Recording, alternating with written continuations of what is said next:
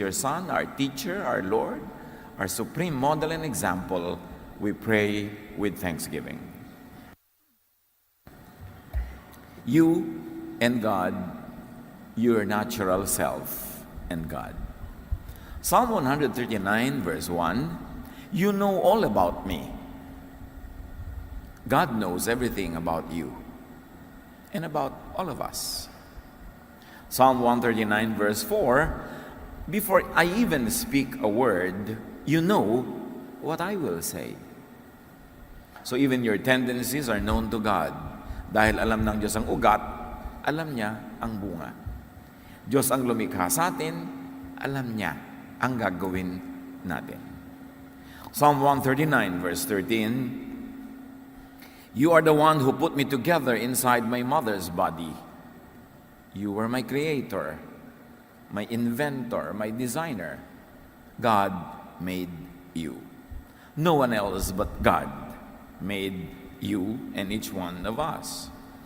In verse 14, I praise you because of the wonderful way you created me. Everything you do is marvelous.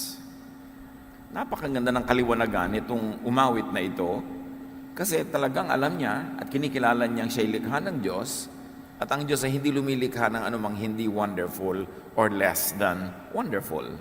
God composed you wonderfully. Kahit hindi ka uso sa specific place and time, wonderful ka. Alam niyo kung ano yung wonderful? Ano yung maganda? Kung ano yung kaakit-akit, kaibig-ibig? Depende yan sa panahon. Sa ibang lugar, kaakit-akit ang napakaputi na balat. Sa ibang lugar, kaakit-akit yung napakaitim. Iba-ibang uri ng kaakit-akit, iba uri ng maganda, depende kung nasa lugar mo ikaw at nasa panahon. May mga panahon na ganitong usong buhok, may mga panahon na pag tiningnan mo yung picture mo 20 years ago, gusto mong mandiri. Kasi iba na yung maganda ngayon sa maganda noon. So lahat ng tao, tama, maganda, ayos, wonderful. Kaya lang, nasa tamang oras at panahon ba siya? Depende sa nagpapauso. Kasi may nagpapauso kung ano maganda eh. Nung araw, lahat ng magaganda, yung mga mestiza lang, yung mga mapuputi lang, yung mga straight lang ang buhok. Kasi sila lang noon ang mapera. Kaya lahat ng produktong nililikha para sa kanila. So ang mga modelong nagtitinda ng mga produktong yon, yung kamukha nila o yung gusto nilang maging kamukha. Pero nung yumaman na ang mga Asyano, ngayon marami na mga Asyanong models. Nung may mga yumaman na ng mga colored people, dumami na yung mga colored na models kasi may economic power sila. So ang totoo nun, yung mayaman maganda. Kasi siya ang nagdidikta kung ano ang maganda. Huwag tayong paapi sa mga ideya ng iba ko ano maganda kasi maganda ka, nilikha ka ng Diyos. Baka hindi ka lang ang pinapauso ngayon ng mga produkto, ng mga magazine kasi wala silang itinitinda para sa iyo o para sa iyong economic capacity. Pero walang nilikha ang Diyos na pangit. Kasi Diyos ang manlilikha, alam nga namang mali siya. Kahit hindi ikaw ang bet ng mga judges sa contest na sinalihan mo, sumali ka uli next year, iba na yung judges, baka manalo ka na. Di ba? Maraming ganong mga karanasan, natalo nung minsan na sumali uli, nanalo na, kasi iba na yung judges. So, pag may nagja-judge sa'yo, ikaw lang kasi ang judge. Pag may ibang judge, siguradong wonderful ako. Depende yan eh. Psalm 139, 15 to 16. Nothing about me is hidden from you. Ang kausap dito, Diyos. But with your own eyes, you saw my body being formed. Even before I was born, you had written in your book everything I would do. Unti-unti pa lang akong nabubuo sa sinapupunan ng aking ina, nanonood na kayo, O Lord. Kayo kasi may likha sa akin. Alam nyo ang nilikha nyo at alam nyo kung anong pupuntahan ang nililikha nyo. Kaya nandun pa lang ako, nalilikha, alam nyo na ang landas na tatahakin ko sa buhay. Itinakda nyo na ako magiging ano ako. Kaya nililikha nyo ako na maging magaling sa math, siguro gusto nyo ako maging engineer. Itinatakda nyo na ginagawa nyo ako magaling sa musika, siguro gusto nyo akong kumanta sa church o kumanta kung saan-saan. Kasi ganun nyo ako nilikha, therefore ganun ang kalooban nyo para sa akin, kaya alam nyo na kung anong pupuntahan ko. Kasi hindi ko naman pwedeng hindi puntahan yung nakatakda. Kung saan nakahapay ang kahoy, doon bubuwal, sabi na matatanda. Ang pinakamahirap sa buhay ay yung lumalaban ka sa iyong hilig, hindi mo sinusunod ang iyong hilig, yung design sa iyo ng Diyos, kaya tuloy hindi ka mag-excel. God designed and predetermined your general personality, your general direction in life. Kaya nga pati sa psychology, na profile na nila ang mga tao, yung mga temperaments daw.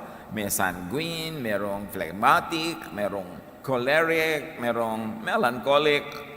Generally, ang mga tao magfo-fall under those 4 big categories. Kasi talaga may categories. Merong kingdom, merong phylum, merong class, may family, may species, may subspecies. Meron talagang ganon. So God designed your destiny. But not the specifics. Halimbawa, dinesign ka niya na magaling sa musika, hindi naman siya ang nagdikta kung kakanta ka ba, tutugtog, o kung kailan ka kakanta. Yung details na yun, nasa sa iyo ng kalooban at sa mga nangyayari sa iyong paligid at may influence din yung mga taong nasa iyong mundo. Pero in general direction, Diyos na ang nagtakda niyan. So yung free will na tinatawag, yung change, that is possible only within the inborn nature. Free ka lang within how you were created. So halimbawa, you were created na ang height mo is below whatever, below 5 feet or below 6 feet or whatever the standard. So may mga bagay na hindi mo pwedeng gawin kasi hindi yun ang height requirement na mamimit mo. Mahirap naman siyempre stewardess ka tapos 3 feet ang height. Kasi hindi mo maaabot yung mga unan doon sa ibabaw, di ba? Pero kung gusto mong sumali halimbawa sa Navy, gusto mo magtrabaho sa loob ng submarine, hindi pwede yung 6-footer kasi uuntog ka. Maliliit ang mga pinto doon. So, bagay naman doon yung hindi masyadong matatangkad. Kanya-kanya. You are free to operate within the context of how you were created. So, ikaw ay cactus, free kang tumubo at lumabay at mamulaklak sa mga tuyo na paligid. Water lily ka, water plant ka, doon ka sa mga matubig na lugar. So kung nasa tamang lugar ka, ikaw yung magpa-flourish. Kaya hindi nagpa-flourish yung mga tao nasa maling profesyon, nasa maling linya, nasa maling trabaho, hindi sila talaga magiging number 1 doon. Magiging second-rate copycat lang sila pag hindi sila faithful to the original intent that God expressly gave to them as they were designed. Kaya maraming interpretation yung personality, yung sino ba ako. Sa Romans 7:18-15, I know that my selfish desires won't let me do anything that is good, sabi ni Paul. Even when I want to do right, I cannot. Instead of doing what I know is right, I do wrong. The sin that lives in me is what does them. This is a very interesting study, Either Paul really believed in what he was saying, or he was leading his readers into an inevitable conclusion as they follow the train of thought. But here, this is the sentiment of legalistic, Mosaic religiosity. Pag conservative, legalistic, makamoses ka sa iyong paniniwala, ganun ang pagtingin mo sa iyong sarili. Alipin ka ng kasalanan, bilanggo ka ng kasalanan, hindi mo kayang gumawa ng mabuti, lagi kang mali, lagi kang guilty. And Paul calls his inborn nature sin. Sinful nature, selfish desire, wrong, evil. At ang bunga nito sa kanya o sa mga tinuturuan niya, guilt. Because Paul demonizes his unchangeable inborn nature. Sinasabi niya, wala akong magawang mabuti. Lahat ng ginagawa kong mali. Kahit sikapin kong gumawa ng tama, hindi pwede. Gusto kong bumait, pero di ko magawa. So napakasama ko, alipin ako ng kasalanan. So ano nagiging bunga nun? He demonizes his unchangeable inborn nature. Siya na rin naman may sabi, hindi pwedeng palitan to. Kahit anong gawin ko, hindi mapalitan. Like many religious people, demonize what is natural. Napakauso sa maraming mga conservative religious sentiments to demonize desire. Samantala yung desire is inborn, innate in the physical body. Your desire for food sees to it that you get to eat. Your desire even for sexual activity sees to it that there is procreation among the human race. Kasi mahirap yata yung sexual activity na kung hindi yan desirable, nobody will do it kasi nakakapagod. So, minamasama lahat yan ng mga maka-Moses, ng mga conservative religiosities. At yan ang ine-essay ni Paul sa kanyang mga katuruan. Kung talagang naniniwala siya doon, o device lang niya yon para pumunta sa gusto niyang tumbukin na usapan, that is known only to him. Romans 7:21-23, sa pagpapatuloy ni Paul, "The law has shown me that something in me keeps me from doing what I know is right. But in every part of me, I discover something fighting against my mind. And it makes me a prisoner of sin that controls everything I do." So sinasabi niya, merong isang batas na umiiral sa aking kalooban, sa kaibuturan ng aking puso, na nagsasabi sa akin kung anong tama. Pero bawat bahagi ng aking katawan, kinakalaban yung tama na iniisip ko, kasi ang gusto ng katawan kong gawin, yung mali. So anong bunga niyan? Nagiging bilanggo ako ng kasalanan. Paul was talking about the contradiction between what he knew was right and what his body naturally does.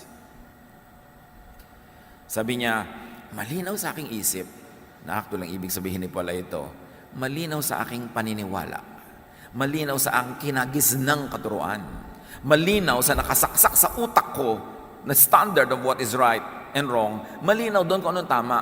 Pero pag tinignan ko ang bawat bahagi ng aking katawan at ginagawa ko araw-araw, yung mali ang ginagawa ko. So may gera, yung iniisip ko at pinaniniwalaan kong tama at dapat sa katotohanan ng buhay ko na totoong nangyayari. Paul's natural self and mind and belief about what is right fight each other. So there was constantly a warfare, because there is a warfare mindset.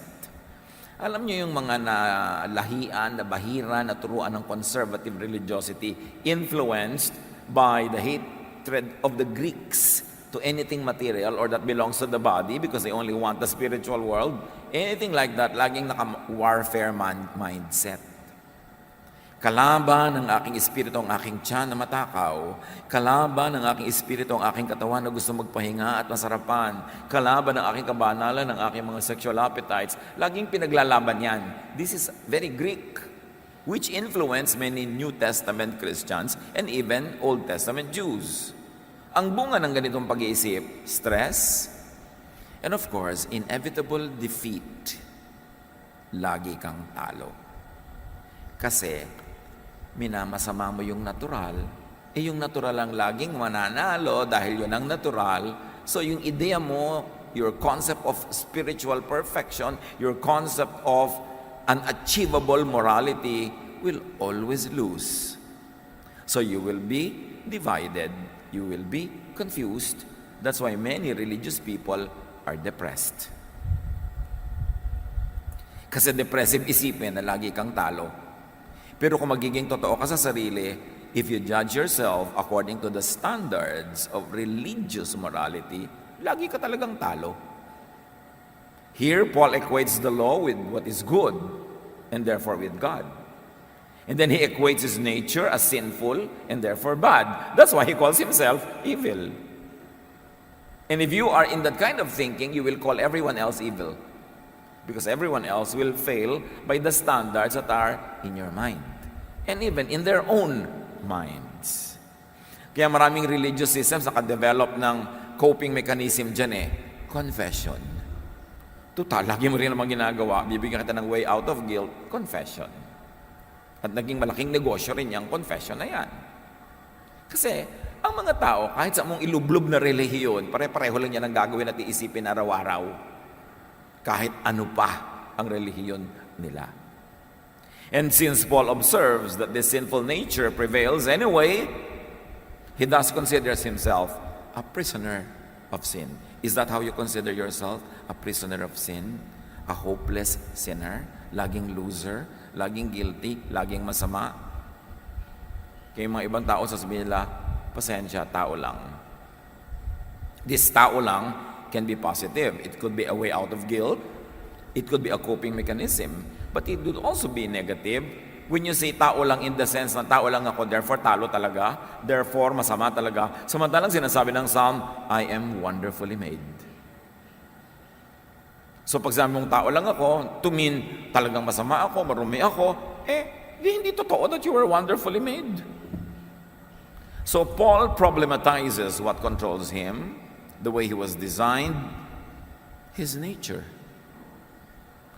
And when you problematize your own nature, you will have a lifelong problem because your nature will never leave you because you are your natural self. Paul fights his nature and destiny. Therefore, it will be a lifelong stress. Romans 7:24. What a miserable person I am. Who will rescue me from this body that is doomed to die? That is why I was proposing that we look at Paul two different ways. One, did he believe in what he was saying, that he was really inherently evil and hopeless? Or he was engineering the discussion to get to the heart of the matter. Yung pag ganyan ang pag-iisip mo, pag ginadjudge mo ang sarili mo, sinusukat mo ang sarili mo by these religious standards, miserable ka. At dahil miserable ka, sinong makakapagligtas sa iyo sa misery na yan? And of course, Paul was driving at Jesus. He was bringing the topic to Jesus. He was making you know and feel that you're helpless so that you will look for help in the right place, and that is in Jesus. Ang galing niya magsulat. Paul thinks he fails miserably. Of course, he would think that if he really believed in what he was saying. But what if he was saying that, not because he believed in it, but because that was the belief of his readers? And going along with the discussion of Paul, it is inevitable for you to end at his prescription, Jesus. Na yun ang sagot sa hopelessness mo. Paul realizes his salvation, Jesus, which really is Jesusness. See Jesus, the person. Jesusness is the ideal, the whole teaching, the whole essence and spirit that was revealed in Jesus.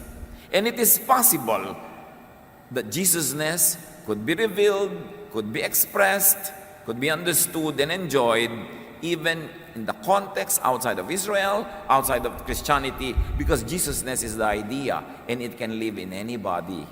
So may Jesusness din sa mga non-born again Christians. Kahit yung mga tinatawag ng mga pagans, yung mga tinatawag ng mga unbelievers, unchurched, when they love, when they are loving, when they are forgiving and accepting, meron silang Jesusness. Although probably formally and legally, wala sila nung formal religion na Christianity. Kaya mahalagang ma-separate sa utak ng tao yung Christianity itself as a religion and Jesus and Jesusness. Because Jesusness can be experienced outside of Christianity. Because God loves all people. God reveals to all people. Kaya nakikita nyo ba, kahit kaya naging born-again Christian, naging committed sa evangelical, Bible-based Christianity, ang dami nyo makikita kamag-anak nyo na hindi nyo kasama sa church pero ang buti ng ugali. May Jesusness sila. At marami kayong makikita sa church na hindi Jesusness ang ugali, impactoness. Kahit pa sila born again at inilublob mo ilang beses sa baptism, may impactoness pa rin. So it is possible for Jesusness to thrive outside of formal religion. Siyempre, press release lang ng mga religion, sa kanila lang may salvation. Para doon ka mag-member at doon ka mag-ambag. Pero pwede bang ikulong ang Jesusness sa wall ng church, ng anumang relihiyon? That's why it's important to understand the spirit of Jesusness. Jesus is the person. Jesusness is the idea, the Spirit of God revealed in the person of Jesus. And that same idea could be revealed elsewhere, in other times, in other places. Other people can also experience the love of God kahit hindi sila narating ng mga Christian missionaries. Yung franchise ng missions, yung franchise ng mga churches and religions, press release lang yon para masolo nila ang mga converts. But the Spirit of God fills heaven and earth. The earth belongs to the Lord. Hindi pwedeng dumating lang ang Diyos sa Pilipinas kasama ni Magellan noong 1521. Siyempre, yung spirit of Jesusness had always been with the people who are loving, who are caring, who are forgiving, and accepting. And that spirit saves. That spirit, that mentality, that understanding will bring you into the presence of God with or without formal religion. Hindi naman kasi pwedeng masolo ng relihiyon ng Diyos. Nauna ang Diyos sa relihiyon. Yung mga relihiyon, mga franchises yan, mga licenses, mga pag-aangkin sa Diyos. Pero hindi pa aangkin ng Diyos kahit kaninong religion. Kaya importante maintindihan natin the spirit of Jesusness that was in Jesus. Because it can also live in you, it can live in other people. So, yung sinasabi ni Paul na napakasama ako, wala akong pag-asa, is it a Pauline belief? A Pauline teaching? Or just a Pauline device to drive his readers and his listeners to the inescapable conclusion that outside of Jesus, they will only be in Moses, they will only be in legalistic religiosity, they will always be condemned. But clearly, Paul believed and taught grace. Paul believed and taught life through Jesus. And he very clearly also taught death through Moses, through the law. Sa lahat ng nagsulat dyan sa collection ng New Testament, napakalinaw ng pagkakaunawa ni Paul sa binigay ng Diyos na kaligtasan sa mga tao through Jesus and Jesusness. Now, the general essence and direction of individual personality is predetermined by unique inborn traits. Balik tayo sa yung natural self mo. Yan kaya ang tinatawag nila na genetic configurations, na talagang ikaw ay ikaw. Yung sinasabi na matatandang ang mangga ay hindi mamumunga ng santol, na madalas ay tinitingnan nila ang magiging ugali mo pag tinignan nila ugali na yung magulang at mga ninuno. There is a basic foundation that determines the general design. And only details and finer points could be altered or improved. Nilikha ka, yun ka na. So, sabi nga, even before I speak, you know what I will say, you know my thoughts. Kasi yung lumikha sa'yo, alam niya ang design, therefore alam niya ang yung tendency. Alam niya kung ano ang iyong magiging hilig.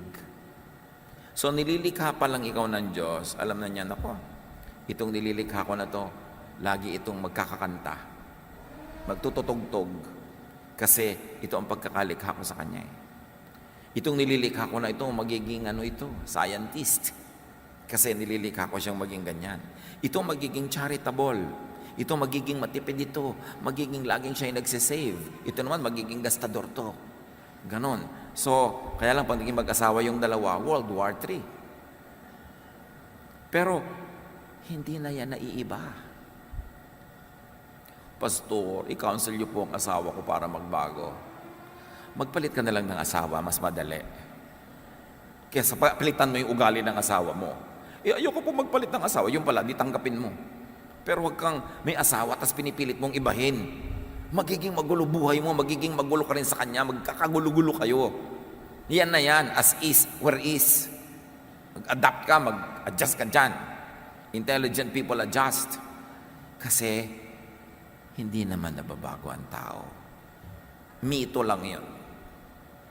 Bakit po nung na-born again yung isang pinsan ko, bigla nagbago? Pag-usapan natin yan maya-maya. Itanong mo kano nangyari after 6 months. That is why Psalm 139 verse 4 says, before I even speak a word, you know what I will say. Kasi kilala ka ng Diyos.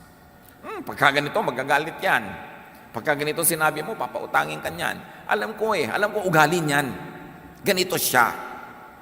At pag pinagsama-sama mo lahat yung mga nilikha ko na yan, magkakaroon ng kumpletong pamilya, kumpletong community, magiging colorful and beautiful. Gusto mo ba lahat ng kasama mo, kamukha mo, kaugali mo?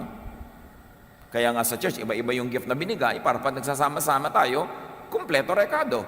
Alam nga naman ang luto, puro bawang. Siyempre, gusto mo mag-isa, may bawang, sibuyas, kamatis. Para masaya. Ganun ang buhay. Iba-iba ng papel. How come children from the same parents could be so different? Pagka may kilala kang isang tao, hangang-hanga ka, gustong-gusto mo siya. Nung makita mo yung kapatid, sabi mo, ay, paano naging magkapatid yun? O kaya meron naman isang taong diring-diri ka sa kanya, yung hindi mo siya maintindihan. Nung makita mo yung kapatid, wow, biglang hanga ka. Kasi hindi lahat ng magkakapatid pare-pareho. How come children could be so different from their own parents? Genes. Ang sagot ng science dyan. Sabi na matatanda, lahi, dugo. Kasi, nananalaytay sa ugat mo, nasa dugo mo, nasa every single cell of your body, yung genes ng lahat ng mga lolo't lola mo, both sides, sa father side and mother side, pabalik kay Adan at Eva, nasa iyo yan. Ngayon, kung kaninong ilong ang mananalo at lalabas dito sa isang kapatid mo, Diyos lang ang nagda-assign nun. Kaya may mga magkakapatid na magkakaiba ng ilong. Mayroong magkakaiba ng buhok, may kulot, mayroong straight, mayroong magkakaiba ng talent. Kasi ang dami niyong lolo't lola na pagkukunan. Nagko-combine, nagsasama-sama sa isang tao, nagiging individual tuloy siya. But all human traits and character could come only from the genetic pool, from design, from creation, from God. Nothing was added to creation after the sixth day. You know what happened? After the sixth day, on the seventh day, the Lord rested. Tumigil na ang creation, tumigil na ang creative process. So, ibig sabihin, after the sixth day, nandun na lahat ang genetic pool ng lahat ng tao sa lahat ng panahon. Creation stopped.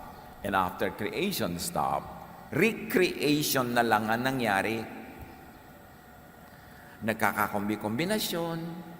Kaya kahit sa dalawang taong Adan at Eva, biglang nagkaroon ng may maitim, may maputi, may dilaw, may kulot, may straight. Kasi nasa kanila na mismong katawan lahat ang genes ng buong sangkatauhan na habang may mga nagsasamang lalaki at babaeng nakaka-create sila ng isang bagong individual, namimili lang ang Diyos kung alin pipitasin na gene, alin dito, alin doon at ilalagay sa individual na ito. Kaya ikaw yon, and you are wonderfully made.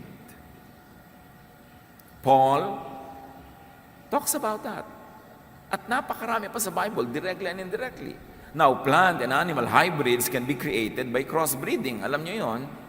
Nakakita na ba kayo ng bougainvillea na ang bulaklak sa isang tangkay, may violet, may dilaw, may pula? Kasi pinagsama-sama ng crossbreeders, ng plant breeders, yung mga genes ng iba't ibang bulaklak na may iba't ibang kulay.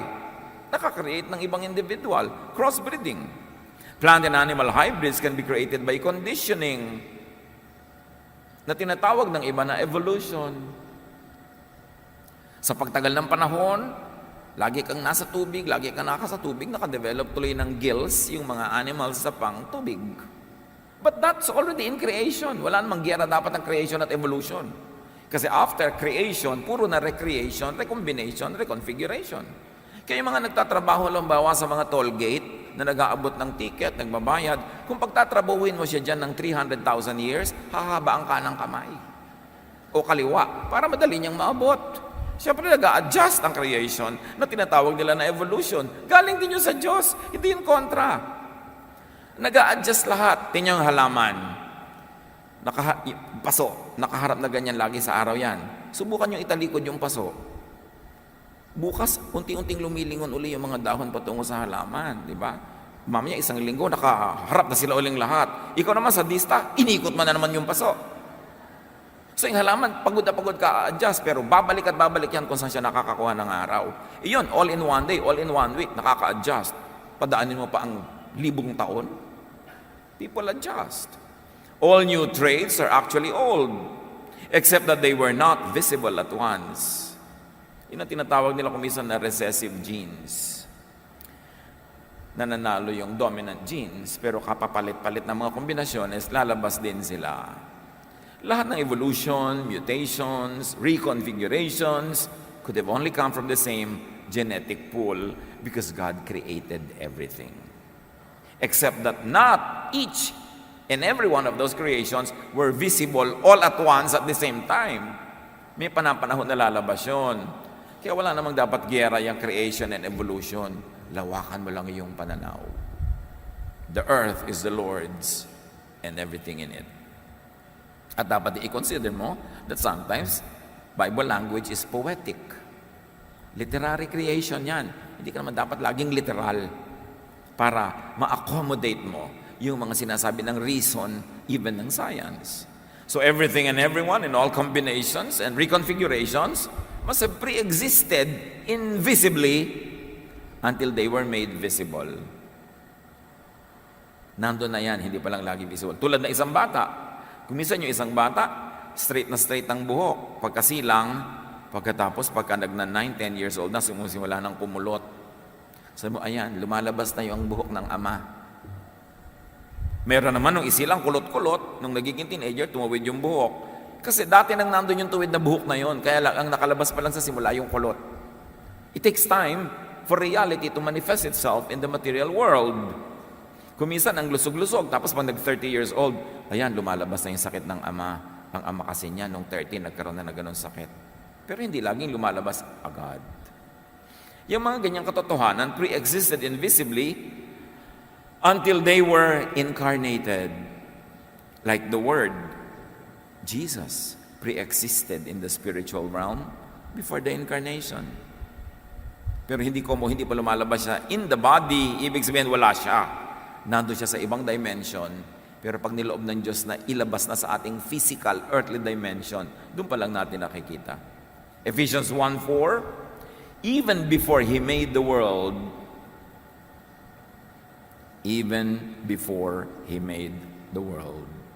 God loved us and chose us in Christ to be holy and without fault in His eyes.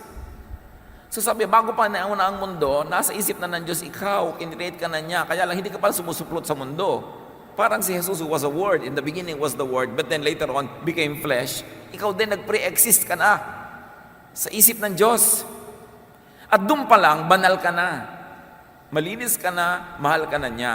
Kaya lang later on, nung pinanganak ka, na-develop ang mga civilization, ginawa kang demonyo ng mga relihiyon, pinasama ka ng mga man-made doctrines, para kailanganin mo ang relihiyon, para kalinisin at maibalik ka sa Diyos. Yun naman tinuturuan ng relihiyon, di ba? Masama ka, mali ka, marumi ka, pero mag-member ka sa amin, ibabaptize ka namin, mag-tithe ka sa amin, lilinis ka ulit, babalik ka sa Diyos. Tingnan yung press release. But before the foundation of the world, before religions developed, God already knew about you, and God already made you holy in His sight. Until religion condemned people, so that religion could be the sole dispenser of salvation. Palawakin ng pagkakaunawa sa Diyos, huwag siyang ikulong sa religious walls. Marami kasing ganyan. Pinipilit kang ibahin, baguhin ang religion, para lagi kang kulang, para lagi kang ambag ng ambag, guilty ng guilty, confess ng confess, hanggang kamatayan mo na yon. Hindi mo na maaabot yung kagustuhan mong contentment with yourself. Jeremiah 13:23, can you ever change and do what's right? And even if so, what is right? Whose standard is right? Can people change the color of their skin? Or can a leopard remove its spots? Of course. The prophet knew the answer. No. I cannot change and do what is right by your standard. I cannot change the color of my skin. If I'm a leopard, I cannot remove my spots. If so, sabi ni Jeremiah, then maybe you can change and learn to do right. The obvious answer is no. By the law, you can never do right. You will always be wrong. By the law, you can never change. You will always be hopeless and evil and needy of religious service. No one could and should be expected to change their God-given nature just to suit some man-made philosophy or theology, just to suit some man-made concepts of what is good and what is bad. Kasi kahit naman mga religions of the world, major religions of the world, may pagkakaiba-iba pa rin sila ng concept of what is good or bad. It is bad to kill. Yes, kill your karelihiyon, but it is good to go religious war and you will be rewarded by God. Ano yun? Kitang-kita natin yung pag-manipulate ng tao sa religious thought to benefit a certain society, a certain civilization, or a certain religious group. Kinakawawa ng majority ang minority, pinapakonform. And because the majority control religion, yung mga minority kawawa, they are made to feel evil, less, and they are made to feel like outsiders. Kinakawawa ng powerful ang weak. Dinodominate. Kaya maraming inventors ng doctrines, ng concepts of what right and wrong. Civilizations, ancient religions promote doctrines that serve their interest. This is social engineering. So it is all right to kill people who don't belong to our tribe. It is all right to kill people who don't belong to our religion. It is all right to dispossess people of their lands dahil gusto ng Diyos atin tong land na to. Do you think God will really do that? Sasabihin ng Diyos, kill the women, kill the children, kill everybody and get the land? O press release ng land grabbers. And they say, sabi yan ng Diyos. Ang Diyos ba naman na napakabuti at mapagmahal, ibibigay sa'yo yung nandun at pag-aari ng iba, tapos sabihin, patayin mo siya para maging sa'yo. You should critique even religious thought. Titingnan mo, sino nagbe-benefit sa teaching na to? Sino yung na-empower? Sino na di-disempower? And you will begin to know if it's man-made or not. Because many religions develop not really as a revelation from God, but as a social tool for engineering and social control. Study history. Kung paano na-develop ang mga religions. Siyempre, lahat yan i-claim, bumaba ang Diyos, kinausap yung kanilang founder. Pero sabi ng Diyos, patayin mo yung iba para maging sa'yo yung tinitira nila. Ganun. Maniniwala ka dun. Matthew 15:8-9. These people honor me with their lips, but their hearts are far from me. They worship me in vain. Their teachings are merely human rules. This is Jesus speaking and quoting even Isaiah 29:13. Sabi ng Diyos, hanggang bibig lang ang pagsamba sa akin ng mga religyones na yan. Malayo sa akin ang puso nila. Baliwala ang pagsamba nila sa akin kasi ang katuruan nila, invento lang nila para sila ang mag-benefit. Jeremiah 14:14. Then the Lord said to me, the prophets are prophesying lies in my name. I have not sent them or appointed them or spoken to them.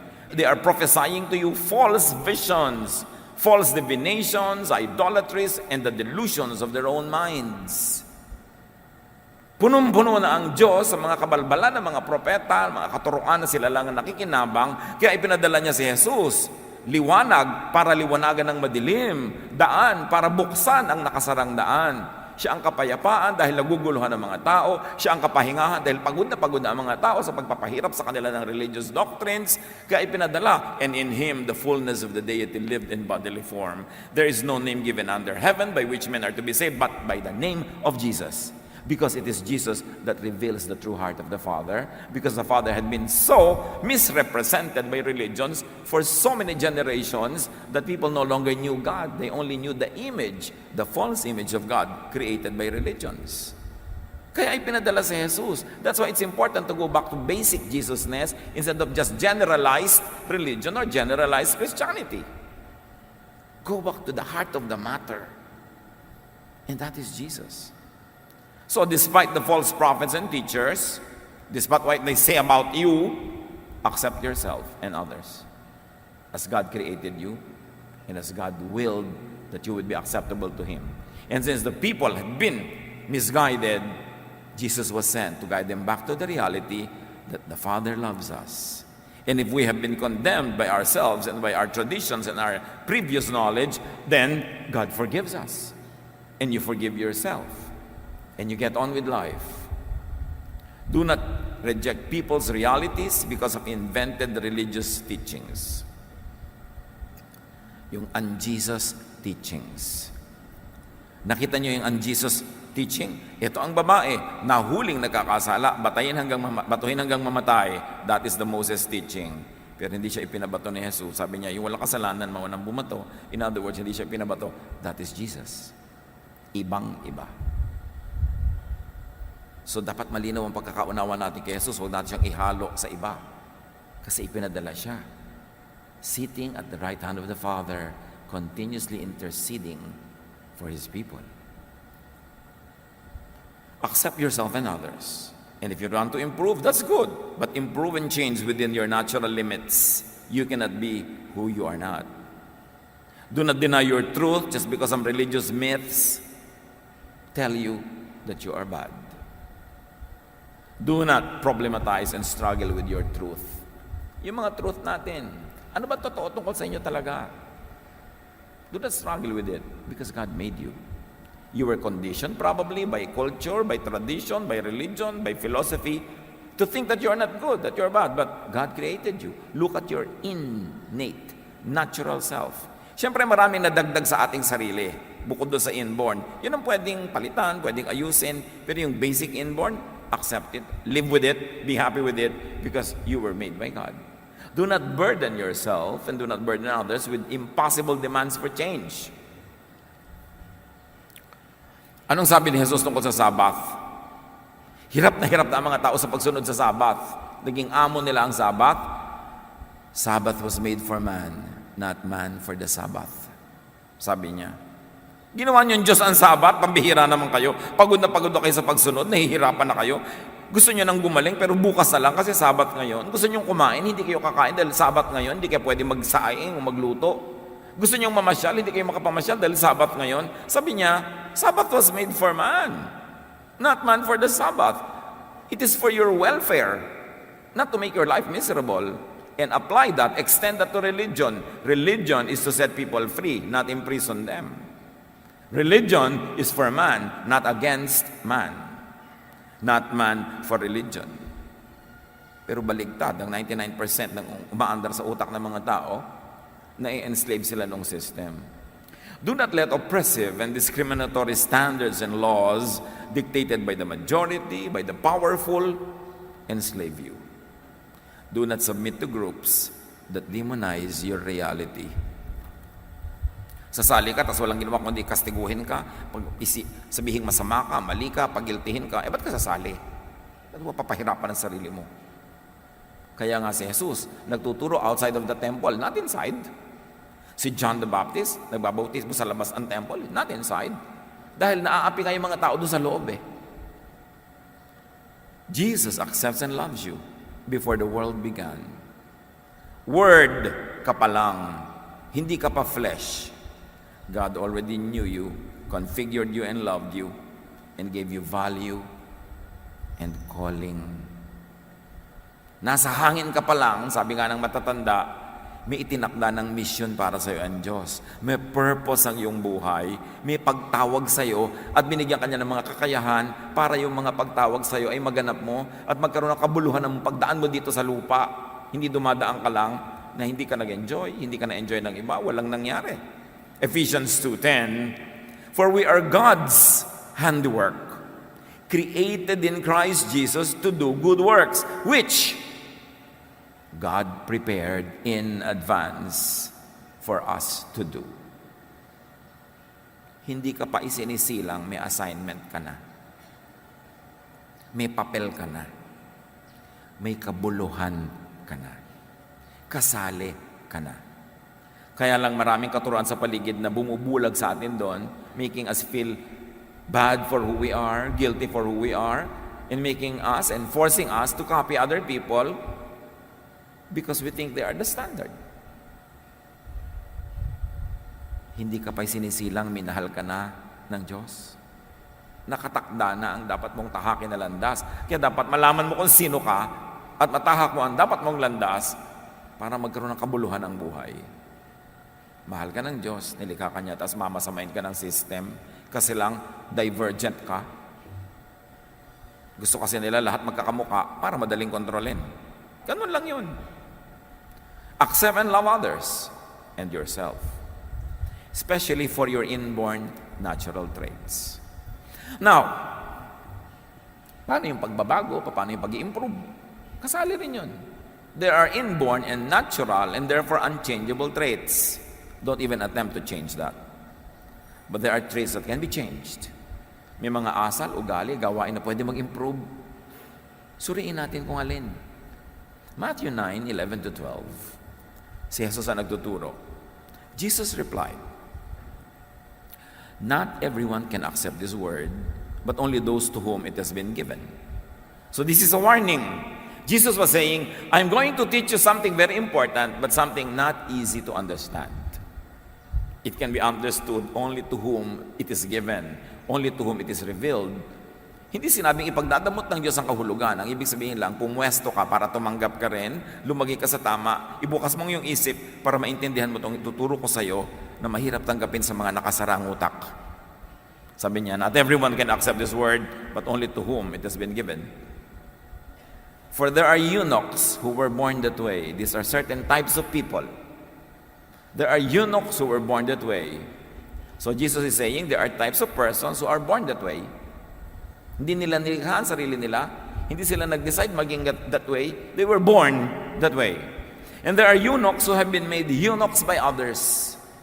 O naging eunuch lang yan ngayon kasi nakondisyon, napilipit, dinala doon. There are types of persons who were manipulated to become the person that they are now. And then there are those who choose to live like eunuchs for the sake of the kingdom of heaven. So there are the types of persons who are like that personal choice. Sabi ganon, tatlong uri ang tao ha, yung basic pagkatao niya. Merong born that way. Hindi siya ang nagpasya, hindi siya ang gumawa, Diyos. Born that way.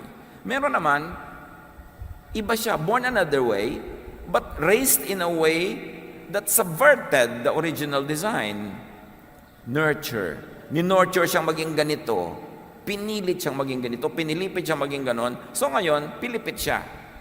Hindi siya talaga yan. Napilipit lang siya. So pwede mo yung tanggalin ang pagkapilipit, pero mahirap, masakit at matagal, pero pwedeng baguhin yan kasi hindi naman siya born that way eh. And then there are those who are there, who are like that because they choose to be like that. So, ganyan siya kasi pinili niya. Therefore, pwede ngayon din, araw mismo, palitan niya yung sarili niya kasi pwede siyang pumalit. Kasi pinili lang niya eh. So, pwede siyang pumili ng iba naman. And the one who can accept this, sabi niya, so should accept it. So, according to Jesus, people are what they are because of nature, inborn, because of nurture, conditioning, and because of choice. It is their free will that operated. So, despite religious experience, sa kabila ng isang katerbang pagka-born again, pagbabasa ng Bible, pag-attend ako ano-ano mga seminar at mga relihiyon, born this way people cannot and will not change unto the idealized, but to them is an unnatural persona. Kahit anong lublob sa relihiyon ang gawin mo sa isang tao, yung born that way will not be changed. Hindi siya mababago. Napaka-unfair at napaka-lupit. Expected mo siyang magbago, palitan yung inborn nature dahil lang na-born again siya. Dahil natural should not mean normal. Normal means only the majority. It's common and usual. Pero may mga tao na yung natural nila is the abnormal, meaning hindi sila katulad ng nakararami, minority sila, uncommon, unusual. Pero yun ang natural nila, born that way. Cruel yung sasabihin mo, hoy, born again ka na, dapat magbago ka na. Meron mga, hoy, born again ka na, naninigarilyo ka pa rin. Yung pala, acquired yun na-addict na siya. So kahit siya kumain ng pages ng Bible, secret pa rin siya naninigarilyo. Kasi it is an acquired behavior. Hindi yun born that way ha, kasi hindi naman siya pinanganak na naninigarilyo. Pero na-acquire, naging habit, na-nurture, it can be changed. But only when re-nurtured, reoriented, retrained. It takes time. So huwag mong expect na born again lang siya ngayon, iba na siya bukas. Hindi applicable yung mga ganyang expectation sa mga born this way. Those who were pressured dahil ang ina-expect ng lahat ng mga church bullies, hoy, born again ka na, dapat ganito ka na, dapat gano'n ka na, biglang naging ganyan na siya, na-pressure lang yon. Posing as changed would only backslide. Kaya yung mga dali-daling pinagte-testimony, nagbago po ako, wala tinagka po ang Panginoon, palakpakan ng mga tao, buong luhaan at duguan nila pinapalakpakan, tapos 2 months from now, magbabackslide, pagchichismisan nila. Kasi pinuwersa lang ng expectation na mag-testify at magbago. Yung pala, emotional trip lang niya yung pagbabago, pero yung born that way niya, hindi kayang baguhin yun ng kahit ilang baptismo. Pagkatapos, i-condemn siya ng church na kahapon lang yung nagbubunyi sa kanyang testimony. Pinuwersa kasi siya magbunyi at mag-testify sa isang bagay na napilitan lang pala siya. Now, people who are made eunuchs by others, the second type, Conditioned, nurtured people could change, as we were saying, but only by effective reorientation and through a long process. So kung meron siyang learned behavior, now considered sinful or wrong, pwede yun ma-unlearn by living in the opposite type of behavior for a long time para ma-deprogram siya. Learned behavior can be unlearned, conditioned could be reconditioned, oriented could be reoriented. Ito yung mga pwedeng, binabago na siya ng Diyos. Work in progress. Pwede yon. So may mga naboborn again, tumatanggap sa Panginoon na hindi nagbabago kasi inborn. Meron namang nagbabago kasi acquired and learned behavior lang. Pwedeng palitan by re-education. This could so easily revert also to acquired persona, pwede rin siya mag-backslide. Kasi habit, force of habit. So huwag ka masyadong cruel sa tinatawag na nagba-backslide. Now, the third type, people whose affected personalities were chosen by them could choose to change. Yun yung nagpasya po ako na sumunod sa Diyos at baguhin ang aking buhay. Kaya mong gawin yun because once upon a time, nagpasya ka rin na ganyan ang gawin mong buhay. Choice mo. So pwede mo rin palitan by choice.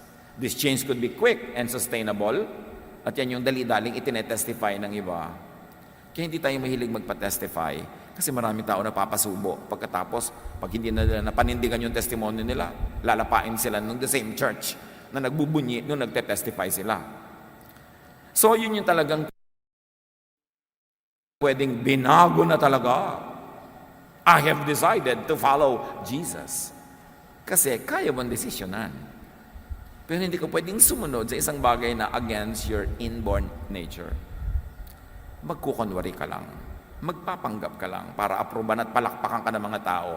At yun ang ayaw na ayaw ni Jesus, yung pagbabalat kayo. Hypocrisy. Importante na maintindihan yung tatlong nature na pwedeng palitan. Inborn nature, acquired, na hindi na talaga nature kasi acquired lang, yun ang pwedeng palitan. At yung decided lang, pwedeng to decide against it and to choose another. Jesusness sets people free from wrong-headed expectations, from judgment, from rejection, and from stress. Why will you judge someone if God made him that way?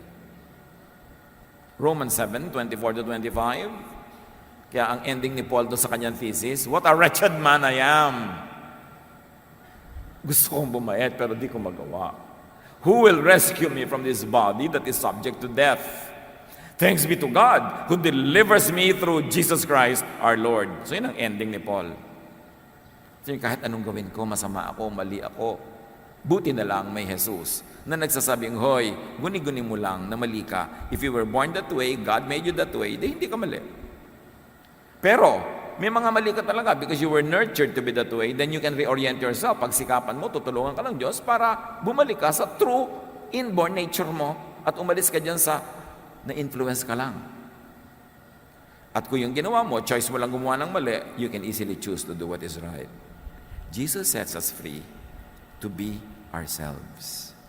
To be free from expectation against your natural self and to be free from all the pollution and all the manipulation done by misnurture and to be free from all the wrong things that happen because of our wrong choices.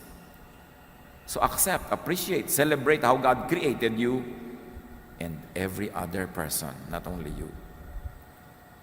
Do not fight with the Maker to conform to man-made standards and expectations. Sa Bible mismo, sinabi ng Diyos, huwag kayong makinig sa kanila, imbento ang mga katuruan nila. Paano nyo malalaman kung alin sa ating mga religious beliefs ang imbento lang pala at hindi galing sa Diyos?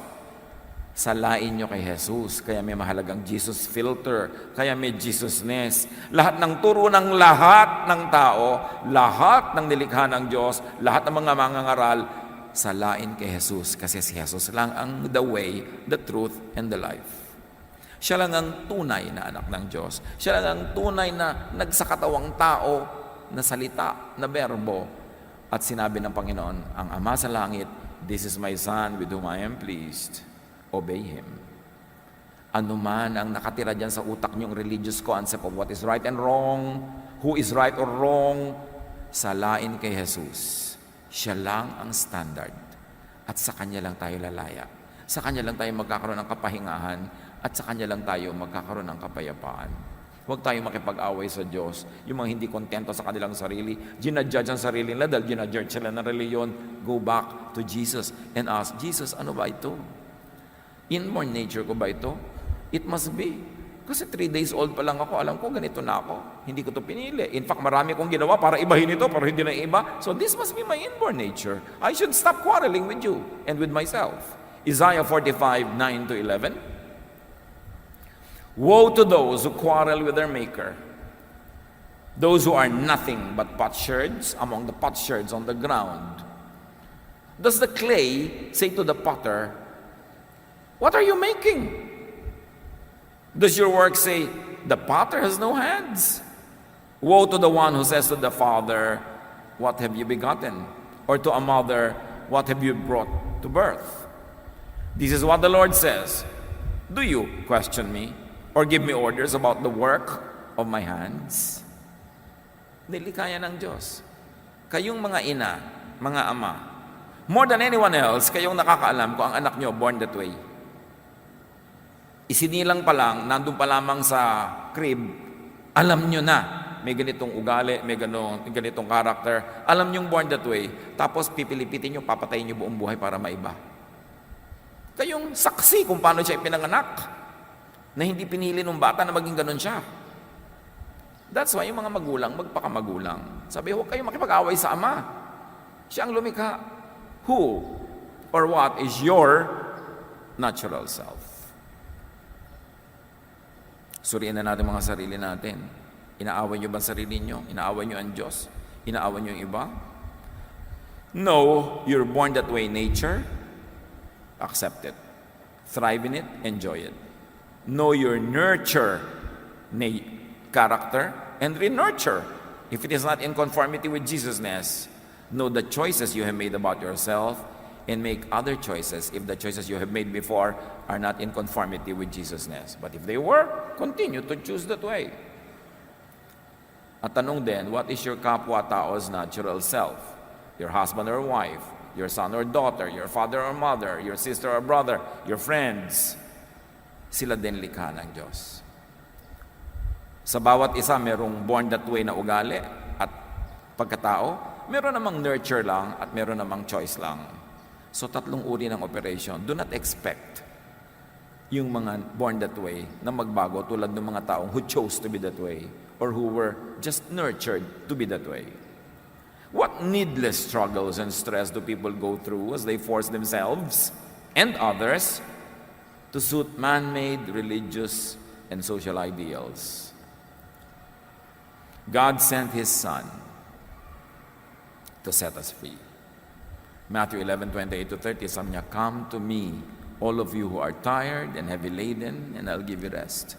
Take my yoke upon you and learn from me.